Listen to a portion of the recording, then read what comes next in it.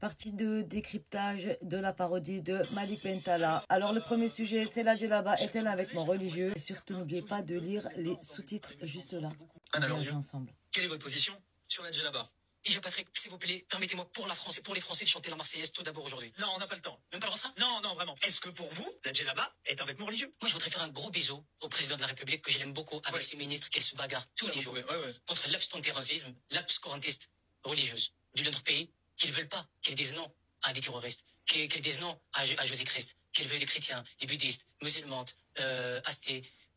Non, c'est un moment pour faire ça. Notre pays, nous, que Clovis de l'école.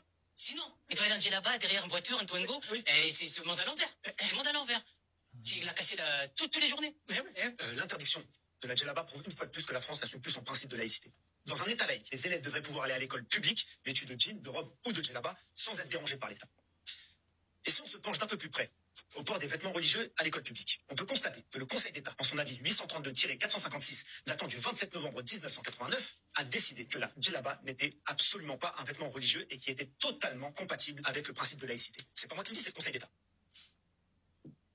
Vous dites n'importe quoi. Vous dites n'importe quoi. Il dit n'importe quoi. Il dit n'importe quoi. Vous dites n'importe quoi. Vous dites n'importe quoi. C'est l'islam qu'on n'aime pas, ça. Mais on le déteste. Celui-là, il est pas... Mais oui, c'est celui qu'on déteste.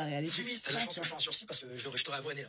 Je t'aurais avoiné directement. Non, mais je suis en sursis, Patrick. Quel est votre avis sur ce que vient de dire Abdelkader? C'est très simple, je suis pas du tout d'accord avec Mouloud. Ça, c'est clair là-dessus. Est-ce qu'il y a des chameaux dans Paris? Non. Non.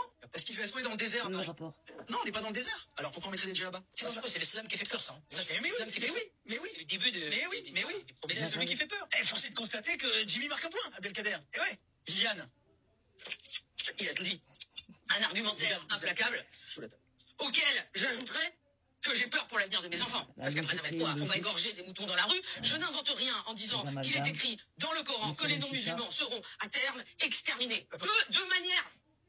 De manière définitive. Attendez, excusez-moi, madame, là, mais vous l'avez lu le Coran? Je vous vois venir avec vos grosses babouches pleines de sable mouvant. Eh ben non, je l'ai pas lu. Alors, quel rapport avec le débat? Franchement, et arrêtez de m'interrompre en essayant de m'endoctriner. Parce que vous voyez, ça commence comme ça. Et après, vous voulez quoi? Que je porte un chador? Que je te prépare un couscous? Non mais c'est vrai, Abdelkader, calmez-vous un peu. Calmez-vous. Je suis très calme. Ce que je veux vous dire, moi, c'est que le Coran, moi, je l'ai lu. Je l'ai même étudié. Et je peux vous citer des versets qui prônent l'amour, le respect des autres et le vivre ensemble. Mais écoutez, c'est insupportable. C'est insupportable. Moi, je ne peux pas animer une émission dans ces conditions.